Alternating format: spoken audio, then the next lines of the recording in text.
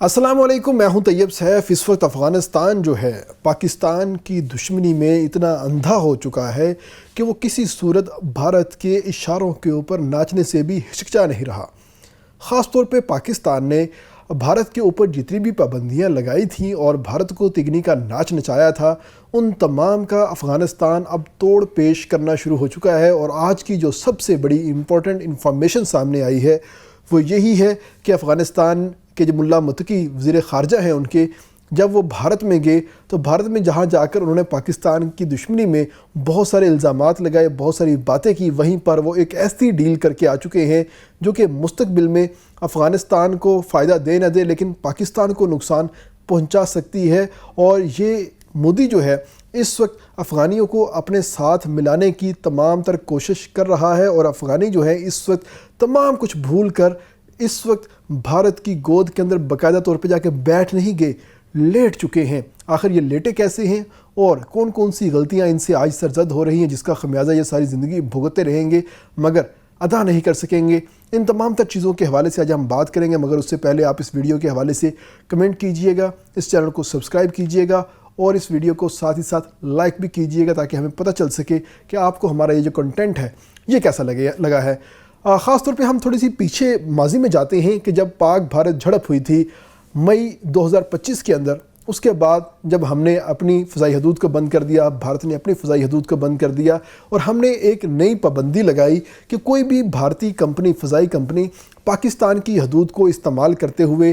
Europe, امریکہ، شمالی امریکہ، لاطن امریکہ اور golf, سعودیہ، قطر، Iran, Tajikistan, Uzbekistan, ان ممالک کی طرف جو ہے روٹ استعمال نہیں کر سکے گی۔ حالانکہ اس میں ہمیں نقصان تھا مگر ملک کے دفاع کے لیے، ملکیان کے لیے، ملک کی شان کے لیے ہم نے یہ فیصلہ لیا، اور اس کا نتیجہ کیا نکلا؟ بھارت کی 5 کمپنیاں اس وقت خسارے میں ہیں، فضائی کمپنیاں خسارے میں چلی گئی ہیں کیونکہ پاکستان سے گزرتے ہوئے صرف $700 ان کو دینے پڑتے تھے اور یہاں سے شارٹ کٹ روٹ لیتے تھے، سیکیورٹی لیتے تھے اور بہت ہی اچھے طریقے کے ساتھ وہ اپنے ملک میں آرام سے پہنچ جاتے تھے۔ اور خاص طور پہ وہ تمام ٹریفک جو کہ بھارتی پنجاب، دلی یا ممبئی جاتی تھی وہ ساری کی ساری پاکستان سے شارٹ کٹ روٹ لیتے ہوئے جاتی تھی۔ لیکن جب سے پاکستان نے ان کے اوپر پابندی عائد کی تھی اس کے بعد سے ان کو بحیرہ عرب کے اوپر سے مسلسل فلائٹ کرنا پڑتا تھا، اور اس کے بعد گجرات سے انٹر ہوتے تھے، انٹر ہونے کے بعد وہ اپنی منزل کی جانب جاتے تھے جس سے اور کچھ نہیں۔ تو جب بھارتی فضائی بیڑا ہوتا تھا یا جہاز ہوتا تھا اس کو امریکہ جانے کے لیے، یورپ جانے کے لیے تقریباً 3 سے 4 گھنٹے کا اضافی اس کے اوپر جو لوڈ ہے وہ پڑ جاتا تھا۔ ان کا جو کیبن کریو ہوتا تھا، جو ان کے پائلٹس ہوتے تھے وہ تھکان کا شکار ہوتے تھے، ان کا جو روٹ ہے وہ متاثر ہوتا تھا، اور ساتھ ہی ساتھ ان کو جو فیول کنزپشن ہے وہ بہت زیادہ پڑنا شروع ہو گئی تھی جس کی وجہ سے ان کی چیخیں نکلنا شروع ہو گئی تھی۔ اور جو بھارت کی ایویشن انڈسٹری ہے اس نے باقاعدہ طور پہ اپنی حکومت کے آگے ہاتھ جوڑنا شروع کر دیے تھے کہ خدا را ہماری جان چھڑوائیں، پاکستان کے ساتھ صلح کریں اور پاکستان سے کہیں کہ ہمارے لیے اپنی فضائی حدود کھول دے ورنہ ہمارا دیوالیہ نکل جائے گا۔ اب یہ بات ہونے ہی والی تھی اور یہ تمام تر معاملہ ہونے ہی والا تھا کہ بھارتی حکومت پاکستان کے منت کرتی، ترلے کرتی، لیکن اس دوران افغانستان جو ہے وہ بیچ میں آیا اور اس نے آ کے وہ آفر کر دی جس سے پاکستان کو جو ایک نفسیاتی برتری حاصل تھی اب تک بھارت کے اوپر وہ اس نے ختم کرانے کی کوشش کی ہے، اور کہا ہے کہ وہ تمام تر ٹریفک جو آپ کی آج سے پہلے پاکستان سے گزرتی تھی اور پاکستان نے اس کے اوپر پابندی لگائی تھی، آپ آج کے بعد ہمارے پاس سے گزاریں اور ہم آپ کو سیکیورٹی بھی فراہم کریں گے، ایئر ٹریفک بھی فراہم کریں گے اور ایویشن کا روٹ جو ہے وہ بھی فراہم کریں گے اور آپ کے جہاز یہاں سے آسانی سے جائیں گے۔ ابھی یہ تمام تر باتیں جو ہیں انیشل لیول پہ ہیں اور آہستہ آہستہ یہ میچور ہوں گی، اور اس کے بعد ایک دن آپ کو یہ خبر سننے کو ملے گی کہ وہ تمام تر ایئر ٹریفک جو پاکستان سے گزرتی تھی یا اب گھوم کے بحیرہ عرب کے اوپر سے گزرتی ہوئی آ رہی تھی وہ افغانستان سے گزرنا شروع ہو چکی ہے اور افغانستان کو اس کے پیسے ملنا شروع ہو چکے ہیں۔ لیکن یہ معاملہ اتنا سادہ نہیں ہے کیونکہ ایک ایئر ٹریفک کو چلانے کے لیے آپ کو پورا سسٹم لگانا پڑتا ہے، آپ کو ادائیگیوں کا ایک ایسا سسٹم متعارف کروانا ہوتا ہے کہ جس میں ون ون پوزیشن آتی ہے، اور بدقسمتی سے افغانستان کے پاس وہ سسٹم بالکل بھی نہیں ہے۔ ایک حساب سے ہم کہہ سکتے ہیں کہ افغانستان نے بھارت کو اپنی بندرگاہ جو ہے وہ فراہم کرنے کا اعلان کر دیا ہے۔ اب آپ سوچیں گے کہ افغانستان کے پاس پورٹ کیسے آ گئی، کیونکہ ان کے پاس سمندر ہی نہیں ہے۔ تو یہی سسٹم بالکل فضائی حدود کے اندر بھی آتا ہے کہ ان کے پاس فضائی حدود تو موجود ہے لیکن ایئر ٹریفک کنٹرول کا سسٹم ان کے پاس نہیں ہے۔ کیونکہ اب آپ کو میں اس تمام تر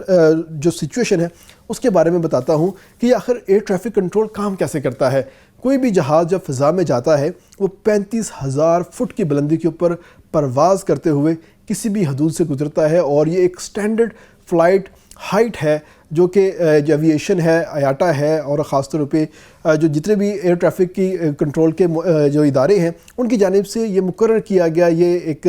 SOP ہے کہ 35,000 فٹ کی بلندی کے اوپر یہ تمام تر جہاز جو ہیں اڑیں گے۔ اگر درمیان میں کچھ اونچ نیچ ہو گئی ہے تو ایئر ٹریفک ان کو فوری طور پر آگاہ کرے گا، اور وہ طیارے اپنی سمت بھی بدل سکتے ہیں، اپنی ہائٹ بھی بدل سکتے ہیں، اور یہ اوپر جا سکتے ہیں۔ یعنی یہ تمام تر ایک بڑا بہترین قسم کا کمیونیکیشن سسٹم ہوتا ہے، میکنزم ہوتا ہے، اور افغانستان کے پاس یہ میکنزم ہی نہیں ہے، اور ان کے پاس ایئر ٹریفک کے جو روٹس ہیں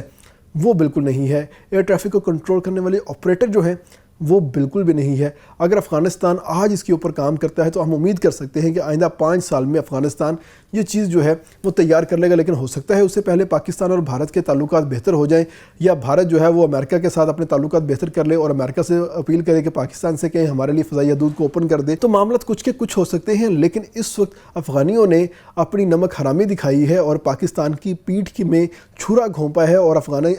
مودی کی گود کے اندر جا کے بیٹھے ہیں اور لیٹے ہیں، اور جا کے کہا ہے کہ آپ جو پاکستان سے ٹریفک گزارتے تھے ہمارے پاس سے گزاریں۔ اور اس کے ساتھ میں آپ کو اور بتاؤں کہ ایک جہاز گزرتا ہے فضا سے تو اس ملک کو $700 کی پیمنٹ کر کے جاتا ہے، یعنی کہ بھارت کی وہ تمام کمپنیاں جو کہ پاکستان کی فضائی حدود استعمال کرتی تھی ایک دن میں 25 سے 35 طیارے پاکستان کی فضائی حدود استعمال کرتے تھے، اور ہر طیارہ $700 ادا کر کے اس کے بعد ہی اپنے ملک جو ہے وہ لینڈ کر پاتا تھا۔ تو یہ تمام تر اب افغانستان کو رقم جو ہے وہ نظر آنا سٹارٹ ہو چکی ہے، لیکن افغانستان یہ بھول رہا ہے جہاں پر ان کے پاس انفراسٹرکچر کا ایشو ہے وہیں پر ان کے پاس سیکیورٹی کا بھی ایشو ہے۔ اب جو ان کے جتنے بھی مجاہدین ہیں یا ان کے جو دہشت گرد ہیں ان کے بارے میں مشہور ہے جی کہ پہاڑ کی چوٹی کے اوپر کھڑے ہو کے راکٹ لانچر سے کسی بھی جہاز کو یہ نشانہ بنا سکتے ہیں۔ تو اگر ان کی حدود سے کوئی ایئر ٹریفک یا کوئی کمرشل طیارہ جو ہے اڑتا ہوا گیا، اس کو نشانہ بنا لیا کسی نے، تو اس کا ذمہ جو ہے وہ کون لے گا؟ افغانستان اس حوالے سے بھی جواب دینے سے قاصر ہے، اور اس کے پاس کسی قسم کی کوئی انفارمیشن نہیں ہے، کوئی سیکیورٹی نہیں ہے، نمبر 1۔ نمبر 2، ان کے پاس ایئر ٹریفک کے روٹس نہیں ہے۔